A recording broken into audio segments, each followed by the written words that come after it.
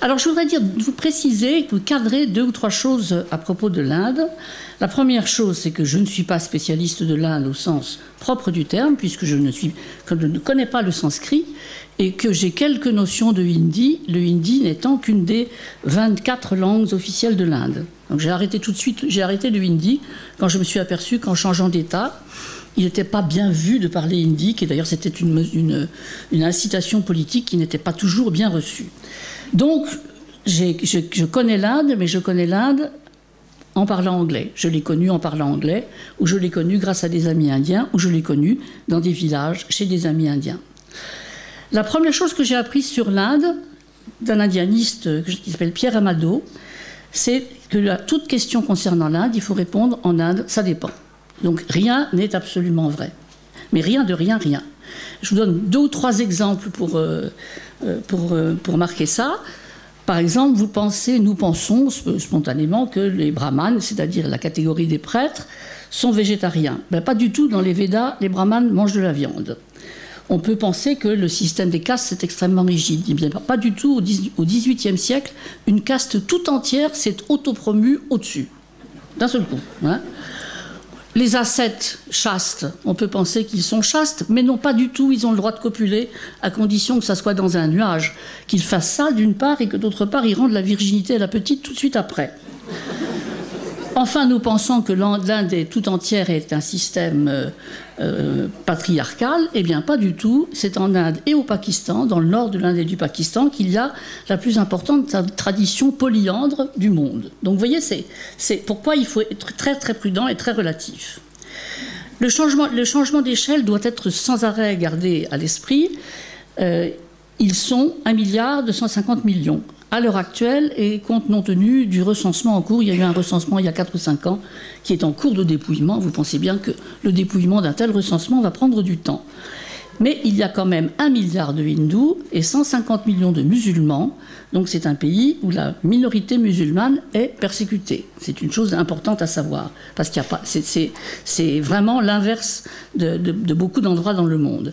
En dehors des hindous et des musulmans, qui sont quand même les deux, même si c'est très asymétrique, les 2 blocs les plus importants, il y a des sikhs. Alors les sikhs, les chrétiens, les jaïns, les parsis et les juifs, qui sont les autres religions, sont à entre 20 millions pour les plus importants, et 2000 pour les juifs, 2000, 3000 pour la poignée de juifs qui restent encore en Inde.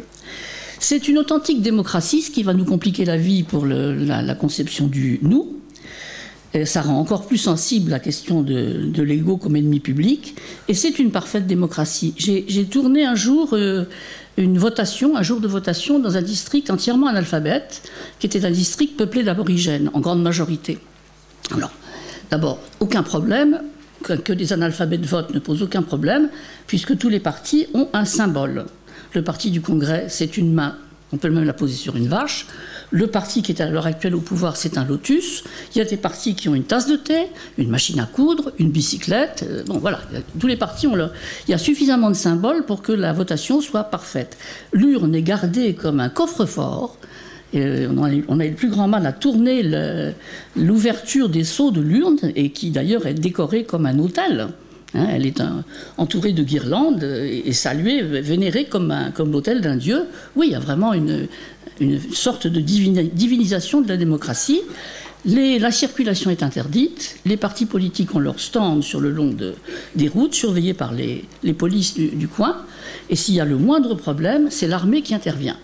C'est-à-dire que la police est locale et l'armée est nationale. Et s'il y a le moindre problème, c'est l'armée qui fait le ménage.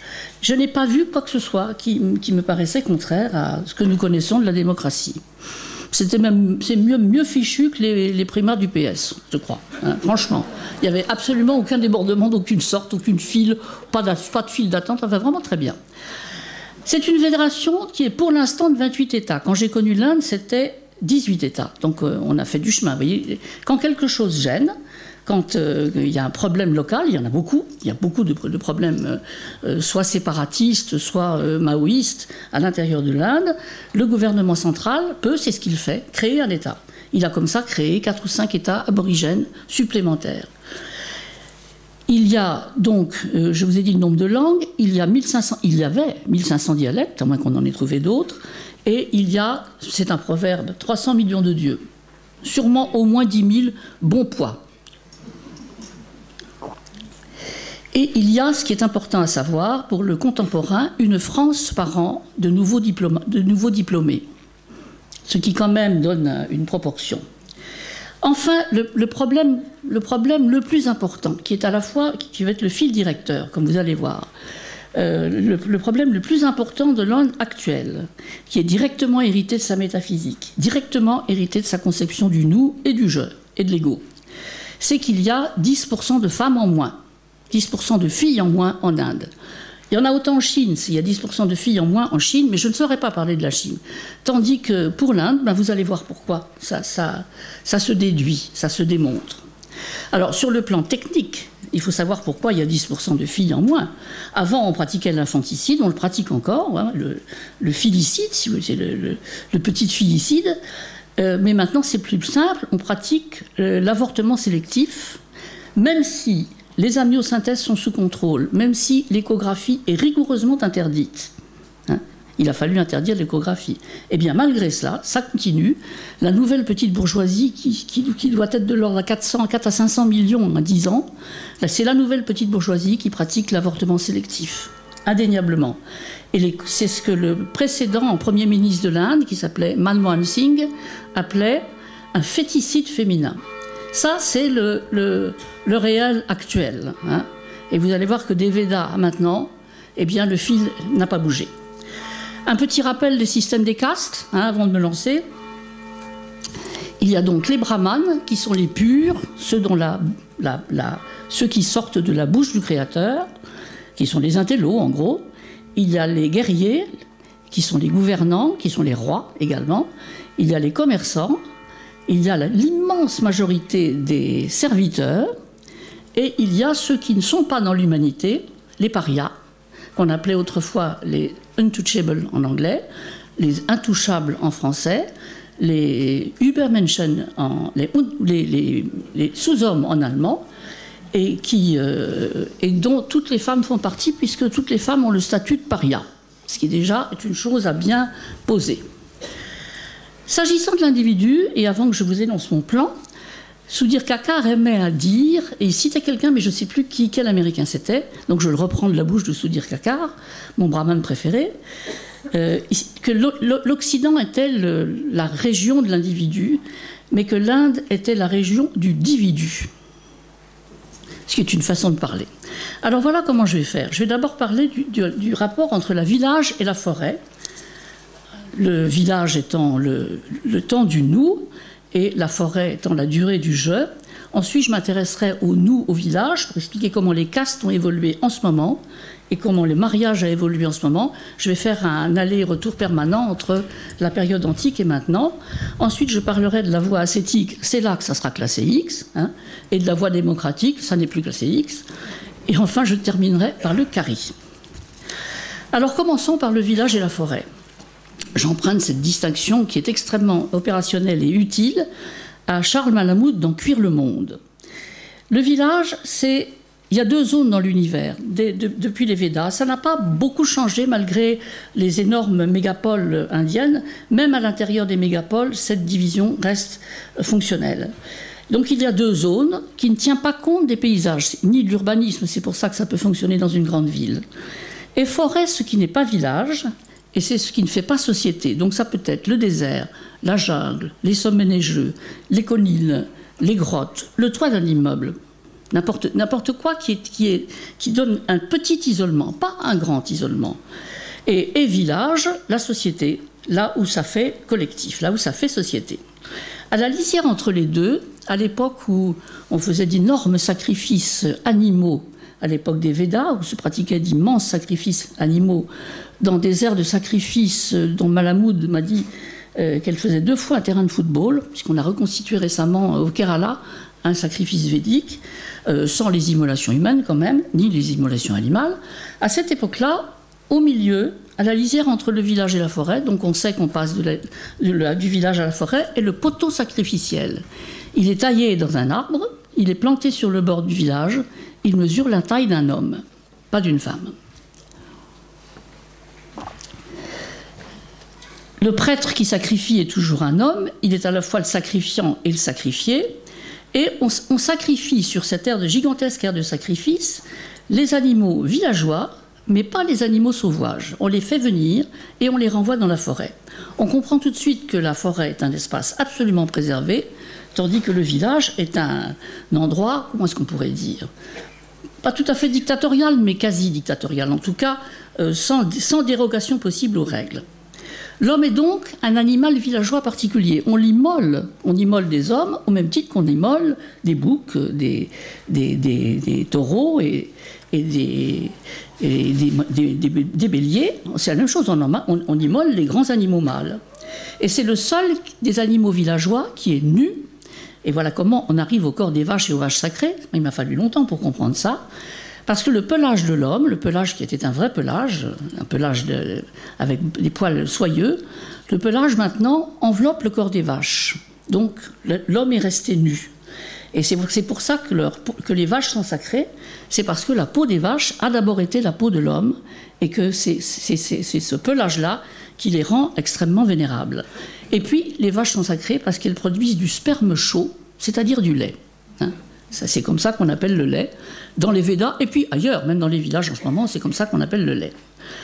L'homme est avec l'éléphant et le singe, quand même. L'homme est quand même encadré dans l'animalité. Sollicité des deux côtés, l'éléphant à cause de la trompe et le singe à cause de la main, l'homme est sollicité du côté du village où il y a des femmes, et de l'autre côté par le vide solitaire de la forêt. Alors, le village est de nous, et la forêt de moi seul, la forêt de l'individu. Seulement, il faut y arriver à la forêt, parce qu'on n'a pas le droit d'y aller d'un seul coup. Il y a des étapes dans la vie de l'homme qui permettent d'aller se réfugier dans la forêt. Alors, ces étapes ne concernent absolument pas les femmes, mais ça, quand j'aurais dit chaque fois, ça ne concerne pas les femmes, je ne vais pas le répéter tout le temps. Donc, à l'enfance, le garçon est jusqu'à 7 ans avec sa mère, loin du père. À 7 ans, c'est notre âge de raison, il reçoit un cordon sacré, s'il est dans les 3 castes supérieures, et il est reborn, il est rené, c'est-à-dire qu'il fait l'objet d'une deuxième naissance, et il passe au statut d'étudiant, chasteté obligatoire.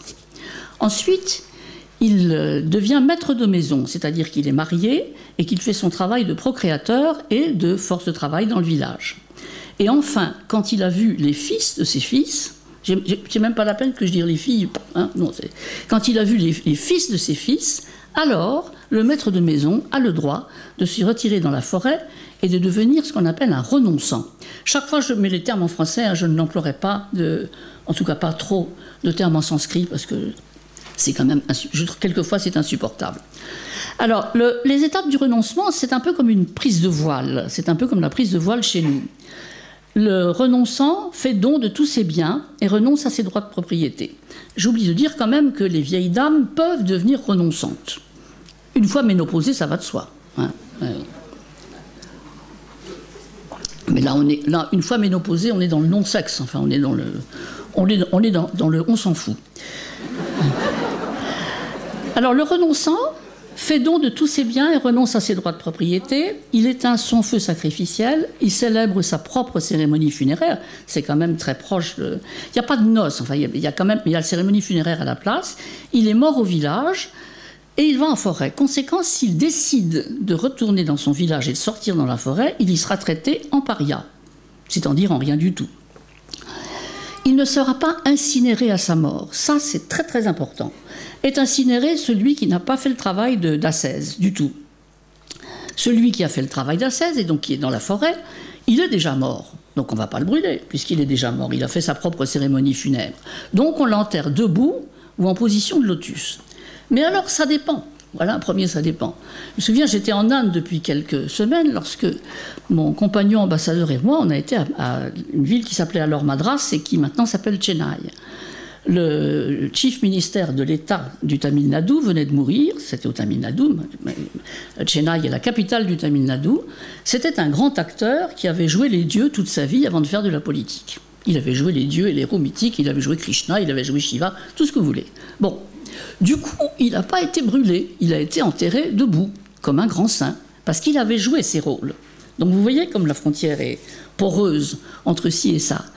Et je me suis dit, on avait dîné avec le chef de la police le soir de cet enterrement très vénérable, enfin très important, puisqu'on enterrait un grand yogi, même s'il n'avait jamais pratiqué le yoga de sa vie. Hein. Et le chef de la police était très soulagé parce qu'il n'y avait eu que 5000 suicides. Il en attendait 25 000. Ça donne une petite idée, c'était en 87, c'est pas si vieux que ça, quand même. Hein.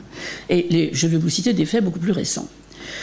Donc, là seulement, en forêt, une fois qu'il a dépouillé sa peau, en fait, hein, une fois qu'il est encore plus nu que nu, réduit à l'état de mort, là, il accédera à l'individualité. Et là seulement. Autrement dit, c'est pas donné. Que se passe-t-il aujourd'hui du côté des renonçants? Les renonçants existent toujours, on signale très régulièrement.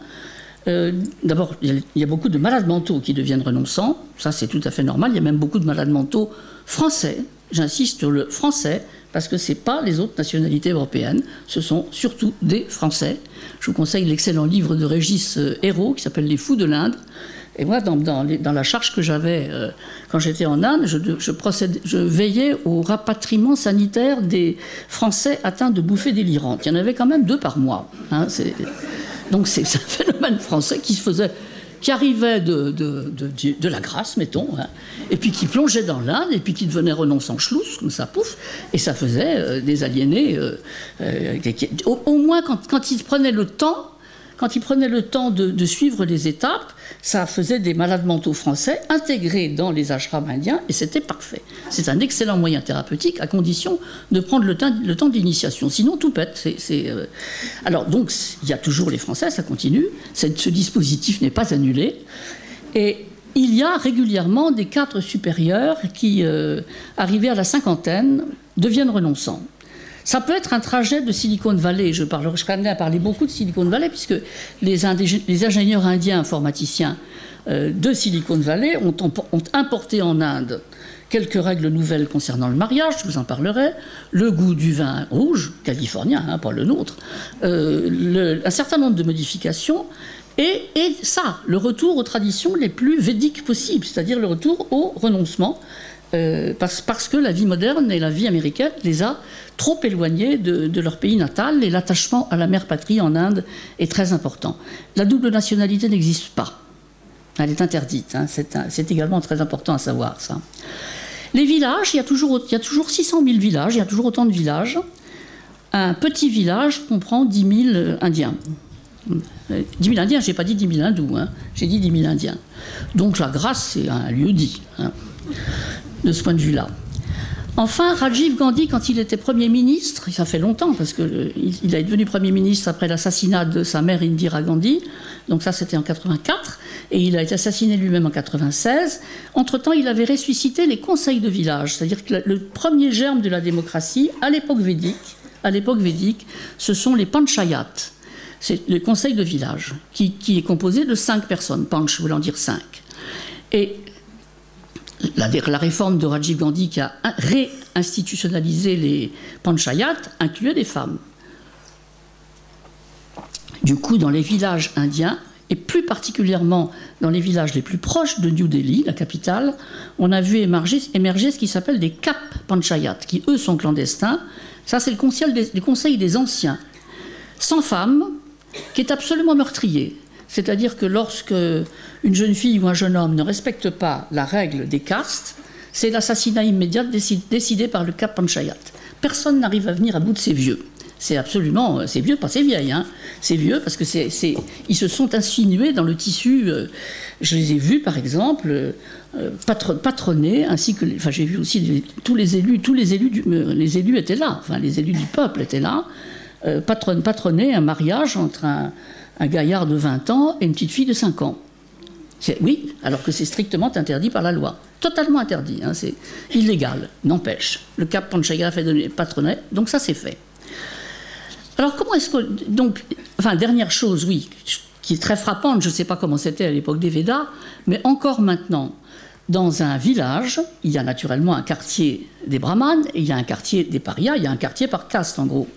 Ce qui est très frappant, si on prend les deux bouts de l'échelle de la pureté, les plus purs étant les brahmanes, c'est que les quartiers propres sont ceux des parias, qui sont nickel, et les quartiers dégueulasses, ce sont les quartiers des brahmanes, qui sont pleins d'ordures, puisque la pureté, chez eux, est intérieure. Ils n'ont nullement besoin de se débarrasser des impuretés normales.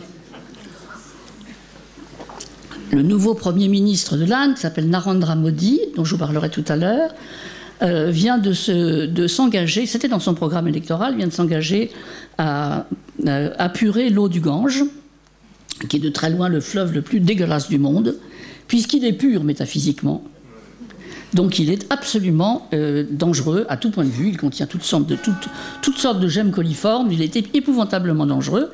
Ça fait que 50 ans qu'on cherche à purifier l'eau du Gange. C'est un chantier qui rencontre des résistances. J'ai entendu de mes oreilles des savants américains à Bénarès démontrer à un public ravi qu'à Bénarès et à Bénarès seulement, il y avait des concentrations atomiques qui purifiaient spontanément l'eau du Gange. C'était des Américains convertis au brahmanisme, comme si ça pouvait exister. Hein. Alors comment atteint-on l'individualité ? Je retourne un peu en arrière, c'est-à-dire je retourne à la période première. Eh bien, il faut tuer l'ennemi public, c'est-à-dire qu'il faut tuer l'ego qui menace le village. C'est-à-dire que l'ego n'est pas autorisé à l'intérieur du village. Et ce qu'il faut atteindre, c'est rien. Par exemple, je crois que c'est dans les Upanishads, ça. Je ne suis pas, c'est une citation, ça. Je ne suis pas, rien n'est à moi, il n'y a pas d'ego. Ça, on est versant renonçant. Quand on a compris ça, on est versant renonçant. Mais à l'intérieur du village, c'est presque pareil, puisque le problème n'est pas de penser ci ou ça, le problème est d'obéir au règlement de ma caste et à l'obligation rituelle. Bon, on n'est pas renonçant, on a quand même des sentiments, mais on perd tout sentiment lorsqu'on coïncide avec le sentiment du « je suis », on a le droit de parler de « je suis », à condition que ce soit élargi au cosmos. Donc « je » n'existe plus. Ça va si le « je » est maximal. Encore une citation, cette fois tirée d'un livre de Michel Hulin qui s'appelle « Le principe de l'ego dans la pensée indienne classique ». Méditant sur cet atome qu'est l'Atman, je vais vous expliquer ce qu'est l'Atman, on n'a plus que la notion du « je suis ». Atman, c'est l'âme individuelle. Brahman, c'est l'absolu. Les brahmanes s'appellent brahmanes parce qu'ils sont une parcelle d'absolu. Donc, Atman, c'est moi, le sujet, l'âme, mon âme. Méditant sur cet atome qu'est l'Atman, on n'a plus que la notion du « je suis ». Autant dire que l'atome est dissous dans ce qu'on pourrait appeler le grand « je ». Non pas le grand « jeu », mais le grand « je ». Et encore une citation, « Cela, non pas ceci, mais cela, est mon Atman à l'intérieur du cœur, plus petit qu'un grain de riz, qu'un grain d'orge, qu'un grain de moutarde, que le noyau d'un grain de mil. Ceci est mon Atman à l'intérieur du cœur, plus grand que la terre, que l'espace entre ciel et terre, que le ciel, que tous ces mondes. » Comme vous voyez, cet accordéon gigantesque ne laisse pas de place pour un individu middle class, si on peut dire, un individu du milieu. Alors, aujourd'hui, ces lieux où on acquiert l'individualité, ces lieux dans la forêt, on les a toujours appelés des ashrams, hein, ce qui veut simplement dire une portion d'espace pur. Les ashrams sont toujours aussi nombreux, puisqu'il y a toujours aussi autant de renonçants qui vont dans les ashrams. Il y a aussi le système que j'ai vu pratiquer très longtemps, c'est le ministre qui va faire un séjour dans l'ashram. Enfin bon, ça revient au même, quoi. Il est semi-renonçant. Et ils sont extrêmement riches parce qu'ils sont justement financés par les puissants, de toutes sortes. Là, il n'y a plus d'origine de caste, puisque, comme vous verrez, le système des castes a beaucoup évolué. Quand on est dans les ashrams, ce que je n'ai pas fait du tout, ce que je n'ai pas voulu faire, parce que c'était quasiment contradictoire avec la mission de rapatriement sanitaire. Si j'avais le temps, est-ce que j'ai le temps? Oui, je vais vous raconter une histoire formidable à propos des ashrams, parce que ça donne bien une idée. Donc, ça se passe en 87, et la police vient prévenir l'ambassadeur que une Française a kidnappé un gourou dans un ashram. L'ashram en question, c'est l'un de ceux de Rishikesh. Il y en a énormément, il y a une centaine d'ashrams à Rishikesh. C'était celui des Beatles. Donc la Française a kidnappé le gourou. Le gourou, ça finit par s'échapper et la police est intervenue pour libérer le gourou et donc on renvoie la Française. Donc la Française était dans l'immédiat planquée quelque part dans l'ashram et on n'arrivait pas à la faire sortir. On a réussi à l'attraper, on l'a mis, ça c'était mon boulot, dans une clinique de transit. Hein, c'était une clinique, enfin un endroit qu'on peut appeler clinique, un système de soins où on pouvait mettre les drogués qui allaient se faire attraper par la police, ou bien les délirants si nécessaire, et qui était un système fermé, hein, avec haute sécurité. Eh bien, elle s'est échappée par le soupirail. Elle est retournée là-bas, elle a rekidnappé le gourou. C'est pas fini, c'est pas fini. Là, le gourou a demandé à l'ambassadeur d'appeler la maman. Hein, je vous la fais courte parce qu'il a aussi appelé la nourrice, enfin bon. La maman qui appartenait à une grande famille lyonnaise de fabricants de chocolat. Hein, comme ça vous le désigne tout de suite de quelle famille il s'agit. Hein. Et la maman a fini par venir après de nombreux jours d'hésitation et après avoir envoyé nombre d'émissaires. Elle y est allée et la conclusion de l'histoire est absolument stupéfiante. À l'heure actuelle, c'est la maman qui est au pied du gourou et la fille est rentrée. Mais ça donne, c'est une histoire vraie. Je l'ai vécue celle-là, mais elle donne une très très bonne idée de. Enfin, ça se passe encore comme ça. Dans l'un l'objet en France de projection fantasmatique particulière, comme on verra tout à l'heure. Hein. Alors, voyons maintenant nous au village. Et là, je voudrais faire une sorte de bref, très schématique, très survolé, un bref récapitulatif de l'histoire contemporaine des castes, parce qu'on est dans un tournant très important. Et le tournant, d'ailleurs, vient de se manifester de façon éclatante. Le précédent Premier ministre était un sikh, c'était déjà un peu inhabituel. Mais l'actuel Premier ministre, Narendra Modi, est un basse caste. Hein, fait partie des serviteurs. C'est je ne sais pas s'il est coiffeur ou dentiste, en tout cas il fait partie, il n'est pas dans les hautes castes. Ça n'est pas un deux fois né, il n'est pas deux fois né, et donc c'est tout à fait important qu'il y ait un Premier ministre qui soit pas deux fois né, même si je considère que ce type est plus dangereux pour l'Inde que le virus Ebola. Alors, les castes ont disparu sur le papier en 1950, au moment de la rédaction de la Constitution. Et pour cause, puisque le leader du paria, le leader des intouchables, le docteur Ambedkar, a rédigé la Constitution. Il l'a rédigée à l'occidental, avec un système d'égalité parfaite entre tous les hommes, donc disparition automatique de toutes les castes. À quoi s'ajoute un système qui avait inauguré les Britanniques, et non pas les Indiens, et que les Indiens ont pieusement gardé, qui est un système de discrimination positive très accentué, très fortement accentué, avec des quotas de postes publics réservés aux basses castes et aux parias. Vous devez vous souvenir qu'il y a eu un président de la République qui était un intouchable. C'était un de mes plus chers amis, celui-là. Lui avait été envoyé à l'école, 7 km à pieds nus, quand même, par les Anglais, avant l'indépendance.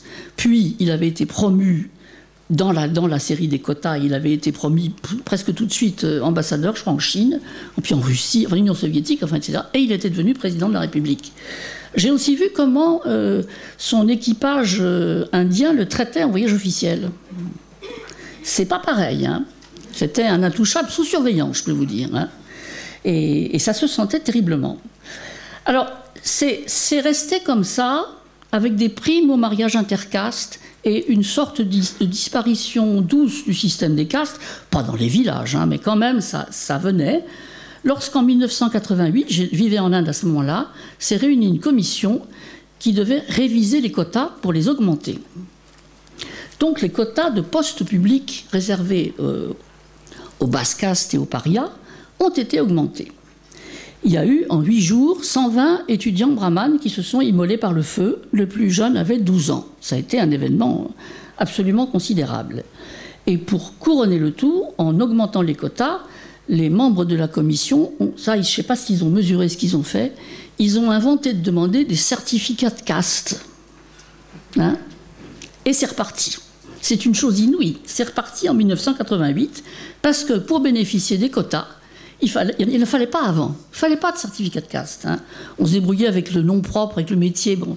Là, il fallait un certificat de caste. Il commençait à y avoir des nouveaux riches, donc certificat de caste. Et évidemment, c'est reparti. Ça a eu comme conséquence que deux conséquences parallèles. La première, c'est que les brahmanes, qui représentent 2% des hindous, donc 2% de 1 milliard, c'est pas beaucoup quand même. Hein.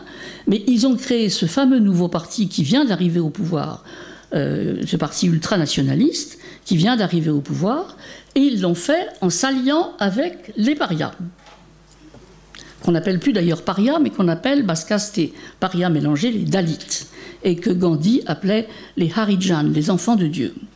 L'autre conséquence, c'est que les basse-castes et les intouchables se sont organisés en partis politiques. Parti des basse-castes et parti intouchable. Il y a une formidable leader d'un parti des parias en ce moment, qui est une assez jeune femme, qui est tombée pour corruption au bout de 5 ans, mais ça c'est quasiment classique. Hein. Indira Gandhi aussi, elle a été en prison pour corruption. C'est très, très banal en Inde, où on soupçonne la corruption partout. Elle existe, mais pas plus qu'ailleurs. Et elle est vraiment un outil politique pour faire tomber les gens. Et je me souviens donc il y a eu des ministres, pour la première fois dans l'histoire de l'Inde, des ministres qui étaient des serviteurs. Et je me souviens de 2 choses très émouvantes. La première, c'est le jour de l'anniversaire de l'assassinat du Mahatma Gandhi, donc le 30 janvier. J'avais été avec mon ami président de la République à la cérémonie commémorative devant la stèle du Mahatma. Il y avait 3 ministres bas de caste. Quand ils ont vu arriver le président de la République, ils ont fait ça. Hein, ce qui évidemment est totalement interdit par le protocole, puisque devant la stèle de Gandhi, on ne fait pas le salut militaire. C'est évident. Alors ils ont fait ça, puis ils ont fait ça. Et c'était profondément bouleversant à voir, parce qu'ils étaient formidables. Et puis je les ai retrouvés, ces 3 ministres, au Quai d'Orsay, où ils étaient en voyage officiel. Et alors là, drame. Je ne sais pas, parce que les cuisiniers du Quai d'Orsay ont, avec ce truc-là, mais chaque fois qu'il y a un représentant de l'Inde qui se pointe, ils font de la viande. Hein.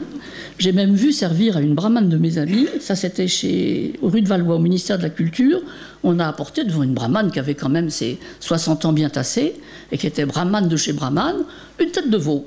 Hein. Du persil dans les narines et tout.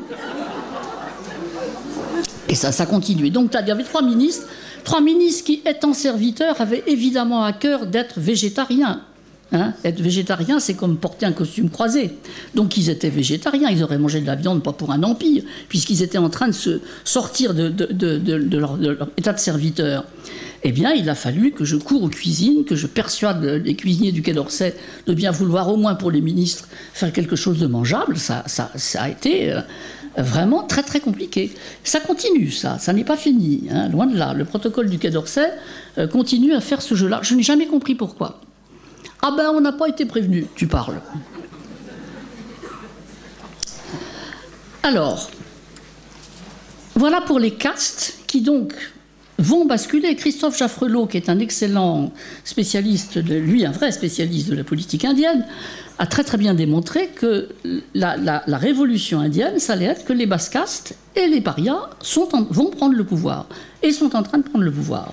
C'est une révolution qu'on espère non sanglante, mais rien ne dit qu'elle ne le sera pas, parce que c'est quand même 3000 ans d'un coup qui basculent, et qui ont tenu jusque-là tant bien que mal. On va voir ce que fait ce nouveau Premier ministre si dangereux. Pourquoi il est si dangereux? Je le dis tout de suite. C'est parce que lui, son ennemi principal, c'est la minorité musulmane, les 150 millions de musulmans. Et ça, c'est un vieux truc. Ça existe depuis très longtemps. Il y avait à Bombay, du temps que je vivais en Inde, un leader d'un parti voisin. C'est quand même les partis qui ont assassiné le Mahatma Gandhi, hein, ces gens-là. C'est les mêmes. Qui brandissaient Mein Kampf sur les places de Bombay en disant « c'est très bien ce qu'a fait Hitler avec les Juifs, il faut qu'on fasse ça avec les musulmans ». 150 millions. C'est quand même... Et Mein Kampf est en vente libre en Inde et très lu à cause de la communauté musulmane. Donc on ne rigole pas. Narendra Modi, dans sa ville, dans sa capitale, il a organisé la mort de 2000 d'entre eux. Hein, il y a eu une émeute, il a laissé faire la police, il y a gros parier qu'il a organisé tout ça, et 2000 sont morts.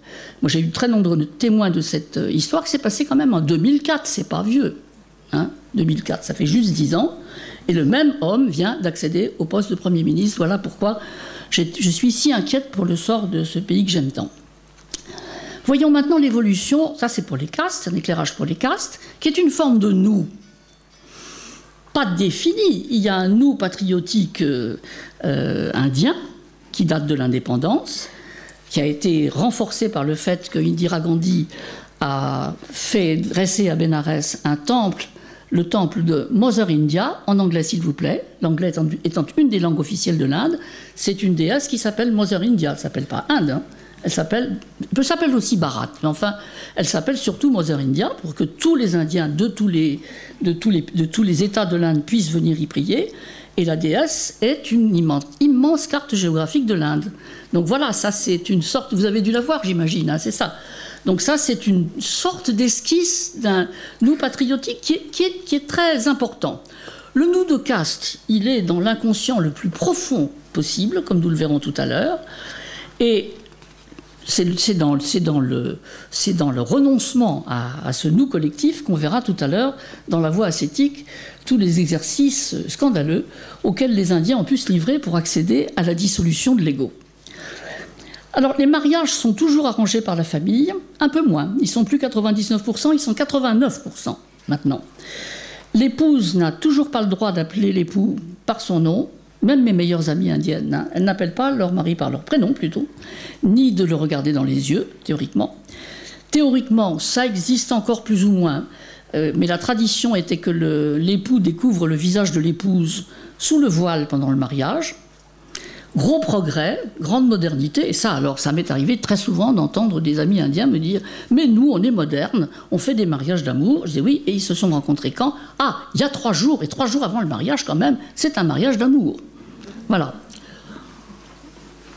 Ce qui donne quand même une petite idée, ça s'est très bien montré dans Le mariage des Boussons, le film de Miraner, ce qui donne une petite idée quand même du cadrage des mariages arrangés en Inde. Et la plus grande des différences, ça n'est pas l'introduction du mariage d'amour sous le régime du 3 jours avant, ou 1 semaine avant, ou même 1 mois avant, c'est que les parents arrangeaient les mariages avant, soit par relation, soit avec les petites annonces dans la presse, le week-end. Et les petites annonces dans la presse le week-end, il y en a des pages et des pages. Jeune homme brahmane, recherche jeune fille brahmane, caste machin chose, numéro temps, poids indiqué, poids, yeux, etc. Diplôme exigé pour faire la cuisine, toujours, hein, ça, systématiquement. Et maintenant, c'est plus pareil. Maintenant, ce sont les enfants revenus de Silicon Valley qui tapent avec leurs parents sur ordinateur et qui cherchent avec leurs parents comment la fiancée idéale. Donc ils ont quand même une petite maîtrise, puisqu'ils ont la maîtrise de l'outil que les parents n'ont plus. Ça, à mon avis, ça va, c'est aussi un des germes de révolution. Celui-là, je crois que c'est un germe positif. Mais pas toujours, pour montrer à quel point c'est coincé, et revenir sur le cap Panchayat. Je prie de m'excuser ceux qui auraient déjà entendu cette histoire qu'il m'arrive de raconter très souvent, et qui s'est passée dans l'Haryana. L'Haryana est le H-A-R-Y-A-N-A, qui est l'état le plus proche de New Delhi. Ça s'est passé pas loin du village où généralement je vais vivre là-bas, qui s'appelle un petit village de 15 000 habitants, qui s'appelle... Oui, voilà, petit village de 15 000 habitants, qui s'appelle Mandar. Et pas loin de Mandar, 2 collégiens s'aimaient. Vir avait 17 ans, et Bitou en avait 16. Vir, c'était la fille, et Bitou, le garçon. Ils ont juré de s'aimer toute la vie, et ils sont rentrés chez eux pour prévenir leurs parents.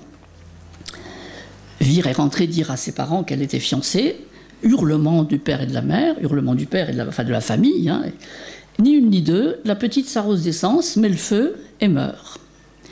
On organise la crémation de ce qui reste et qui n'a pas été brûlé le lendemain. Bon, la crémation se passe, et le lendemain de la crémation, lorsque le corps a presque entièrement brûlé, le lendemain, la famille et surtout les femmes viennent. Les femmes n'ont pas le droit d'assister à la crémation, mais elles viennent le lendemain pour ramasser ce qu'on appelle très bizarrement et très poétiquement les fleurs. Ce sont les cendres des morts. Et voilà-t-il pas que les femmes de la famille découvrent 2 squelettes dans le bûcher. Bitou s'était jeté dans le feu, lui aussi, en attendant la nuit. Parce que la crémation, on la commence, on n'est pas forcé de la suivre jusqu'au bout. C'est une histoire atroce, hein. Elle est de 2004, elle aussi.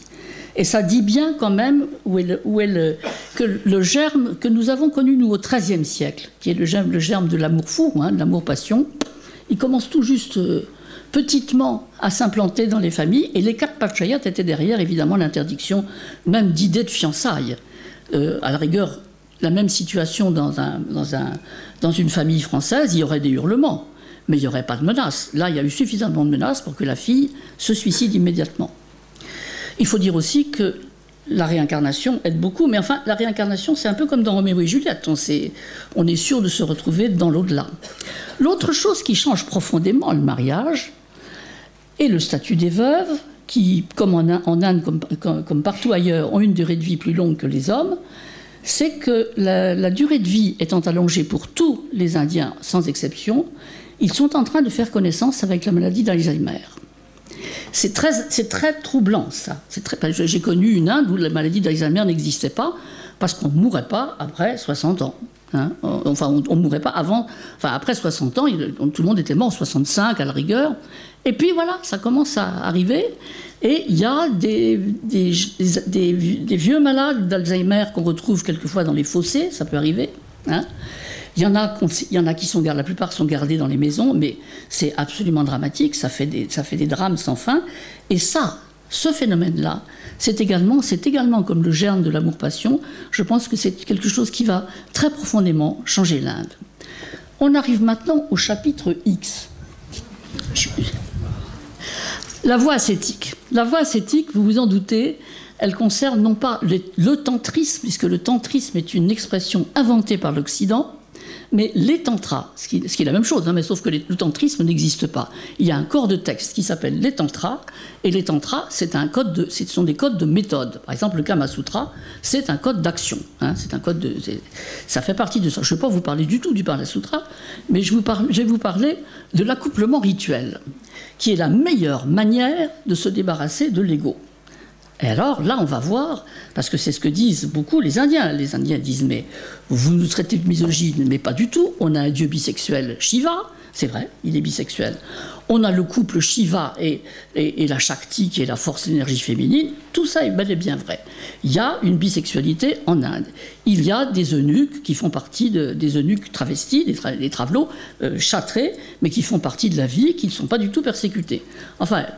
Ils se sont réunis en syndicat parce qu'on commence à avoir moins peur d'eux. Donc j'ai assisté, sidéré il y a 2 ans, à une tribune de discussion à la télévision du syndicat des eunuques qui se plaignait de ne plus faire peur. C'était quand même une chose absolument... Parce qu'ils sont censés distribuer le mauvais œil si on leur donne rien, et le bon œil si on leur donne quelque chose. Oui, on n'est jamais à l'abri d'une surprise en Inde. La discussion des syndicats d'eunuques, c'était quelque chose d'absolument... ils s'appellent les hijras. Hein. Alors, la bonne façon, c'est l'accouplement rituel. C'est une grande cérémonie très importante qui fait partie de la voie du tantra. On commence par adorer, non pas la femme, mais le vagin, ce qui n'est pas pareil. Hein. Le vagin qui s'appelle le yoni, mais je ne vois pas pourquoi je ne dirais pas le vagin, parce qu'après tout, c'est le sexe de la femme, si vous préférez. Donc c'est ça qu'on adore. Donc l'homme commence par traiter le sexe féminin comme un autel. Il l'orne de fleurs, il l'enduit de pâte de santal, il l'encense, bon, tout ça, voilà. Ce qu'il y a au-dessus, hein, c'est pas la question. Hein. Visiblement pas. Hein. Faut lire les textes, on voit bien que c'est juste ce petit endroit-là qui compte. Puis se pratique le coït dans la position du lotus, mais ça, si vous avez vu la moindre représentation tibétaine, vous savez, les tankas bouddhistes, si vous avez vu la moindre représentation bouddhiste, vous avez cette position-là. Vous avez l'élément féminin qui est pâmé vers l'extérieur, et puis l'élément masculin qui entoure la femme, et ils sont en position de coït. C'est à peu près ça. Hein. Et à ce moment-là, l'homme, enfin oui, la partie mâle, disons, il vaut mieux dire, pratique la rétention du sperme, la rétention du sperme étant un exercice considéré comme véridique, hein, c'est-à-dire que au lieu d'éjaculer, le sperme s'amasse, il s'amasse à la hauteur des lombes, et à un moment donné, il se dresse, oups là, voilà, exactement ça. Il se dresse dans la colonne vertébrale et il va toucher, lorsqu'il touche la fontanelle, il n'y a plus d'ego, il n'y a plus rien, c'est l'extase. Et il n'y a plus du tout de distinction, ni de je, ni de nous, il y a l'absolu. En gros, voilà, c'est ça le schéma. Mais attention, non seulement il faut faire la rétention de son sperme quand on est mâle, mais il faut absorber la substance féminine, car il y a un sperme féminin. Donc il faut aspirer tout ça. hein, ce qui n'est quand même pas... Oui, mais c'est tout ça, ça fait partie des pratiques du yoga, et le yoga a inventé un système de lavement par aspiration par l'anus. Hein, ce qui paraît... Enfin, moi, j'ai jamais réussi, je peux vous dire. Hein, j'ai pris 2000 leçons de yoga, mais ça, j'ai jamais réussi. Alors... Oui, enfin, j'en plaisante, mais vous allez voir comme c'est joli. Attendez, je vais vous lire des textes jolis. Voilà comment s'appelle, alors ce serpent, ce sperme féminin et masculin mélangé qui va se dresser dans la colonne vertébrale s'appelle la Kundalini. La Kundalini au féminin, tous les mots en I sont féminins. Donc c'est une sorte de serpent, et voilà comme ça va être joli. Brillante, mince comme la fibre d'une tige de lotus, l'enchanteresse de l'univers couvre doucement l'ouverture de la porte du Brahman, donc de l'absolu. Endormie, lovée, semblable à la spirale d'une conque, entourant le dieu Shiva de 3 tours et demi, son éclat est pareil à celui du jeune éclair. Le doux murmure de cette Kundalini ressemble à celui d'un essaim d'abeilles ivres. Elle produit toutes les formes de parole et par sa respiration maintient en vie les mondes. Vous voyez comme c'est beau, hein? C'est très beau, mais dans la pratique, c'est pas évident quand même. Hein. Alors, c'est à ça que sert l'élément féminin, hein, c'est à être aspiré. Mais il y a plus que ça, et là c'est quelque chose qui m'a absolument sidéré. Il y a un moyen beaucoup plus rapide de prendre la maîtrise de l'ensemble de la situation. Et j'ai 2 versions de ce moyen-là. Attendez que je retrouve mon texte. Ah.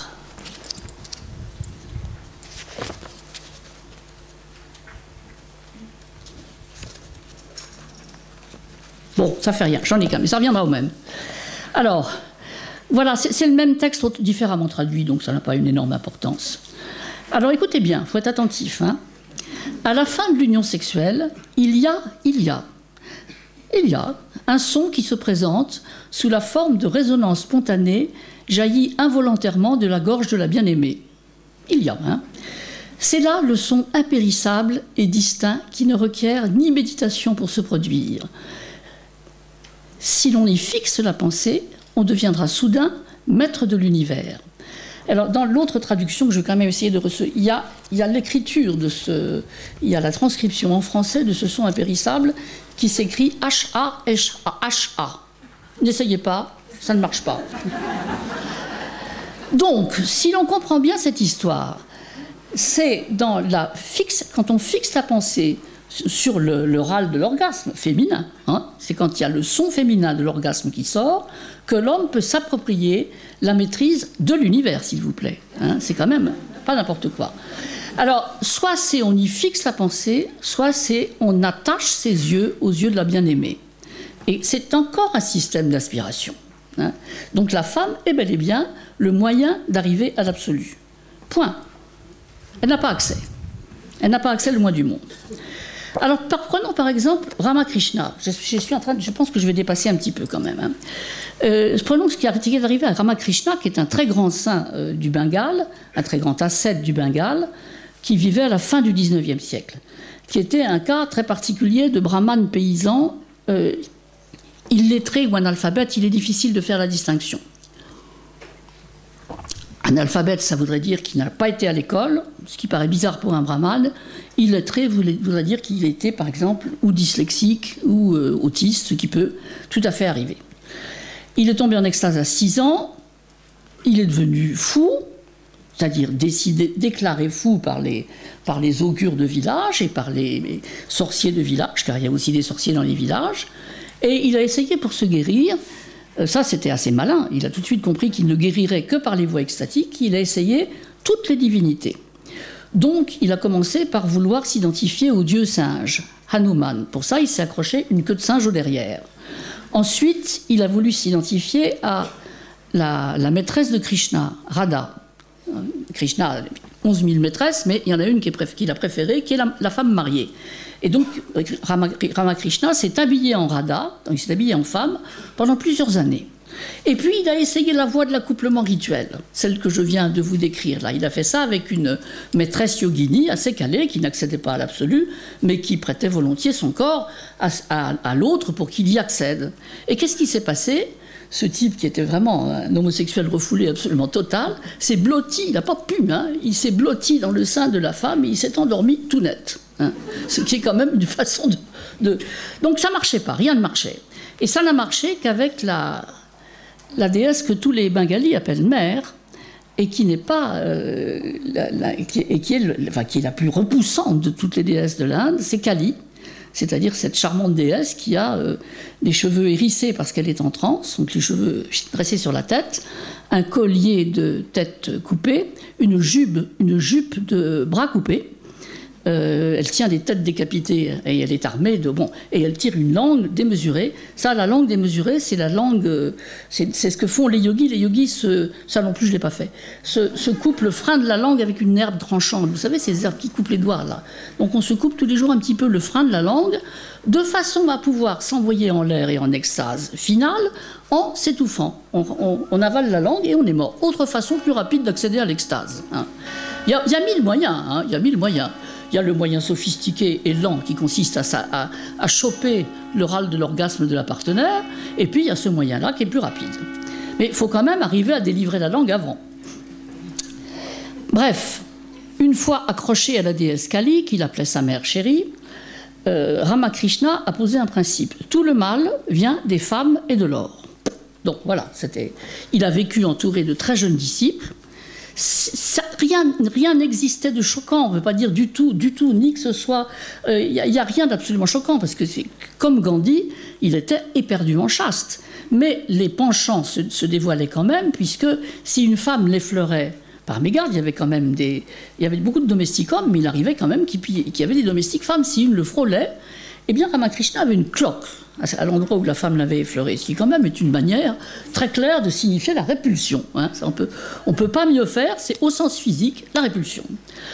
Et il pratique à la fin de sa vie, il a eu quelquefois des extases de 6 jours, hein, où il est resté en extase debout pendant 6 jours, les jeunes disciples s'occupant de son corps, et lui en extase. C'était vraiment un type tout à fait formidable, mais avec... Jamais ne s'est mieux exprimé la répulsion totale à l'égard des femmes. Et à la fin de sa vie, il a pratiqué, sans le savoir je pense, une très antique forme d'un nous deux assez original, entre hommes, bien entendu. Hein. Il y a dans le Mahabharata un héros qui est une sorte de bâtard avec un petit peu de sang mêlé de basse caste, qui s'appelle Virata. Et à la fin de sa vie, Virata, sur le champ de bataille, fait une bénédiction parce qu'il sait qu'il est en train de mourir, et il plonge littéralement, je ne sais pas comment, il se déverse entièrement dans le héros principal, dans le plus âgé des 5 frères, qui sont les héros principaux du Mahabharata. Il s'y déverse.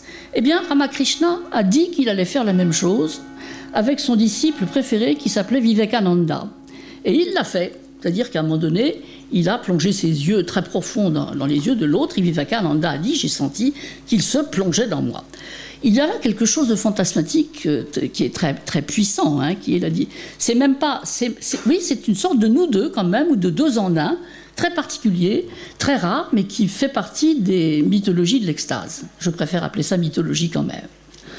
Que reste-t-il aux femmes dans ce système où le nous est peu présent et où l'ego l'est encore moins? Il n'y a pas de nous et il n'y a pas d'ego, puisque l'ego, il faut le tuer, et le nous, il est très limité. Eh bien, il y a un cas de figure où la femme est vénérée, pleinement existante, sujet total, enfin tout ce qu'il faut. C'est le cas où elle accepte de se brûler sur le bûcher de son mari. Alors là, et là seulement, elle devient quelqu'un. Elle devient quelqu'une, plutôt. Elle devient quelqu'une. Alors, d'abord, il faut savoir que c'est le rituel des satis, qui existe encore. Le dernier cas, c'est 2002. Donc moi, j'en ai vu un, pas sous mes yeux, mais quand je suis arrivé en 87, je croyais que c'était terminé. Et puis c'est récurrent, ce truc-là. Il y en a eu encore une en 2002. Et ça continue, évidemment, c'est dans le fin fond des villages. Mais enfin, ça existe encore. Ça a été interdit d'abord par l'empereur Akbar. Ça a été réinterdit en 1820 par les Britanniques. Réinterdit par Rajiv Gandhi en 1988. Ça continue. Alors, on devient sati quand on le décide d'abord. C'est-à-dire qu'il y a des tribunaux de brahmanes qui vérifient s'il s'agit bien d'une décision volontaire. Ça n'est pas contradictoire avec le fait que ce soit demandé par la famille. Hein, mais il faut au minimum que ce soit accepté. Les tribunaux de brahmanes sont là pour vérifier que la candidate au brûlage vif est bien une candidate au brûlage vif. Pour ça, on a recours à un moyen très simple. On lui demande de se brûler le bras, toute seule. Ça marche ou ça ne marche pas. Si elle accepte de se brûler le bras, elle est mûre. Bon. Il ne faut pas qu'elle ait ses règles, il ne faut pas qu'elle soit enceinte, et il ne faut pas que la famille qui cherche à la préserver déverse sur elle du bleu indigo. Car le bleu indigo étant la couleur des parias, à ce moment-là, elle redevient impure, elle n'a plus le droit. J'ai oublié de dire, évidemment, que c'était interdit aux parias, cet exercice. C'est réservé aux castes supérieures. Mais là aussi, ça s'est beaucoup démocratisé, et là aussi, maintenant, il y a des servantes qui cherchent à se brûler. Pourquoi le font-elles et que leur promet-on? Et qu'est-ce qui fait que des femmes ont accepté ou voulu devenir satis? Eh bien, elles deviennent déesses. C'est très simple. Hein. Brûle-toi, tu deviendras immortelle, déesse bienfaitrice de ton village, et on t'adorera sous ton image, avec ta photo, car en effet, maintenant, il y a des photos qui font l'objet, enfin, les dernières satis, on a des photos transformées en divinités. Avec ta photo, tu seras éternelle, tu régneras sur le village. Qui plus est, tes parents recevront des offrandes sous un dais pendant toute leur vie. Donc ça, quand même, ça fait réfléchir. Hein. Et puis, le feu ne brûle pas. Le feu ne brûle pas, ça c'est un mensonge, parce que quand on devient sati, quand on décide de se brûler vif, c'est comme un bain frais. Texto. Lisez l'excellent livre de Catherine, est-ce que je vais retrouver son nom, Weinburger Thomas, qui s'appelle Cendre d'immortalité. Vous découvrirez ce monde très étonnant et cette promesse faite aux femmes qui fait qu'à ce moment-là, elles accèdent à la subjectivité totale, la grande subjectivité de la divinité. Il y a maintenant, et il y a toujours eu des yoginis, et il y a maintenant des gourous féminins. Il y a aussi, dans le sud de l'Inde, des gourous mâles qui sont travestis en femmes. J'en connais un qui travesti, il n'est pas du moins du monde travesti, mais quand il entre en transe pour pratiquer la prédiction, puisque c'est un prédicteur, un voyant prédicteur, il lui sort une voix de femme du gosier, et il n'a pas d'accoutrement féminin, mais il est femme, et personne ne l'appelle monsieur machin, tout le monde l'appelle notre mère. Donc il est féminisé, à vie, même quand il est avec sa femme et ses enfants. C'est vrai que quand on m'a présenté la femme de la mère, ça fait drôle, hein. Ça fait bizarre, la femme de la mère. Mais c'est tout à fait banal. Et dans le sud de l'Inde également, il y a la fameuse Amma, l'embrasseuse, vous savez, celle qui est également un gourou. Je pense qu'elle a une secte, mais j'en suis pas sûre. Et si je pense qu'elle a une secte, et si j'insiste là-dessus, c'est parce que le salut et la voie démocratique, en dehors de la voie ascétique, que je ne considère pas comme une voie démocratique, hein, l'adoration du sexe et tout le toutim, c'est la secte. Alors ça, Louis Dumont l'a magnifiquement démontré dans Homo Hierarchicus. C'est un livre que je n'aime pas beaucoup, mais il y a quand même ça dedans qui est très important, c'est que le germe de la démocratie, dans le système hindou, et dans le système hindou seulement, c'est la possibilité de fonder une secte. Pour fonder une secte, il faut d'abord avoir été renonçant dans la forêt, et il faut ensuite sortir de la forêt en disant « j'ai trouvé la vérité, venez à moi ». Donc c'est un long parcours, il faut avoir fait tout le chemin, et il faut avoir trouvé la vérité et la proclamer. Cette secte sera forcément égalitaire. C'est le seul moment où l'égalité est un principe, c'est lorsqu'il s'agit de fonder une secte. Il y a des milliers de sectes en Inde, c'est pas pour rien. C'est pas pour rien. Et vous en connaissez certaines, bien entendu. Puisque, alors ça, ce nous qui est opposé à l'hindouisme, qui est la négation de l'hindouisme, puisque c'est l'égalité parfaite, vous connaissez au moins le bouddhisme, qui est l'exemple parfait de cette secte égalitaire, le bouddhisme. Vous connaissez peut-être le jaïnisme, qui est également une secte... Enfin, forcément, si c'est une secte, c'est égalitaire. Le bouddhisme et le jaïnisme ayant été fondés par deux guerriers, Pas les brahmanes, c'est pas les brahmanes qui fondent les sectes, hein, c'est les guerriers en général, ou ça descend d'ailleurs. Maintenant, ce sont les intouchables qui les fondent. Ça, c'est 8e siècle avant Jésus-Christ. Ensuite, il y a la religion des Sikhs au 16e siècle. Et puis, il y a quand même beaucoup de conversions au christianisme, c'est parmi les aborigènes, puisque les chrétiens tolèrent mieux l'animisme que l'hindouisme, qui est beaucoup plus prosélyte. Hein. On cherche à assimiler les dieux aborigènes aux dieux hindous, on cherche à les raccrocher à l'hindouisme, et ça, c'est une action politique qu'à mon avis, on va voir en action à partir de maintenant. Je suis arrivé à ma conclusion, je me prie de m'excuser d'avoir un peu traîné, et ma conclusion est tout à fait extravagante, je vous prie de m'en excuser, elle est même fantasque. Je voudrais faire un rapprochement entre le Kari et la création. Alors, le dieu créateur, qu'on l'appelle Brahma ou qu'on l'appelle Prajapati, qui est à l'origine de la création, mais qui est un dieu très faible. C'est un pauvre type à la peau très très blanche. C'est un blanc. Hein. Il est spécifié partout qu'il a la peau blanche. Et c'est un dieu faible parce qu'il est mu par le désir de se multiplier. Il se multiplie et en se multipliant, il se vide. Et lorsqu'il s'est vidé, il demande au feu de le reconstituer. Le feu qui est l'un de ses enfants, hein, puisqu'il a tout créé à la va-vite, comme ça, en s'épuisant. Donc le feu, reconstitue le créateur, et la reconstitution du créateur s'appelle le sacrifice. On entasse ensemble les briques et les paroles. Donc, chaque fois qu'on met une brique, on dit quelque chose. Et puis on laisse au centre des briques un vide. Dans le vide, on met une toute petite statue d'or minuscule, aussi petite que le grain de mil et que le noyau du grain de mil. Et cette toute petite statue d'or, qui s'appelle le Purusha, c'est l'image de l'homme. Donc vous savez, c'est pas grand-chose. Hein. Et on y met aussi de la terre de remblai autour. Et la terre de remblai, c'est l'excrément. Et il y a cette phrase saisissante qu'a bien dégagée Malamud dans Cuire le monde, le centre du soi, on fait ça en 10 ans, le centre du soi, c'est de la merde. Donc voilà qui est bien vu, bien dit, bien pensé. Donc non seulement l'homme est une petite figurine d'or quand même, hein, les femmes et l'or, comme disait Ramakrishna, mais d'autre part, les excréments, tout ça, ça fait partie de cette entité. Alors le Kari. Le Kari est une invention aussi occidentale que le tantrisme. Hein. C'est-à-dire que le Kari n'existe pas en Inde, pas plus que le thé. Le thé et le Kari ont été apportés par les Britanniques. C'est saisissant quand on y pense. Hein. Puisque, ben oui, on a peine à le croire, puisque le thé est devenu une boisson très quotidienne en Inde, et que, j'ajoute quand même que je vais vous raconter comment se fabrique le Kari, c'est à peu près comme la création de Prajapati, mais maintenant, les ménagères achètent elles aussi la poudre de Kari dans les supermarchés de l'Inde. Toutefois, c'est quand même venu de l'Occident, ça. Hein. Et quand je suis arrivé en Inde, il n'y avait pas de thé en vente à New Delhi. Aucun thé. Hein. Il n'y avait que des brisures de thé infectes pour les touristes. Mais en dehors de ça, il n'y avait pas de thé. Et puis, il n'y avait pas non plus enfin, il y avait des poudres de Kari pour les étrangers, c'est spécifié, hein, c'était vraiment marqué. Comment fait-on les épices? Comment protège-t-on? Eh bien, c'est un mélange de 5 épices. 5, panch, c'est le chiffre sacré, comme le panchayat. Et hélas, comme le cap panchayat, l'horreur, là. On prend ces épices qui sont... Il y a une dizaine d'épices. Il y a la cardamome, la girofle, le cumin, le piment, le poivre, le curcuma, le fenugrec et la coriandre. Là-dedans, on se débrouille pour en trouver 5. Il y a toujours poivre et curcuma, qui sont les principaux. Curcuma, c'est une espèce de petit bâton. On commence par les faire griller à sec, les faire brunir à sec. Et puis, comme Prajapati, on les broie. Hein. Donc on a une espèce de senteur qui est totalement broyée et qui est l'équivalent de l'épuisement de Prajapati.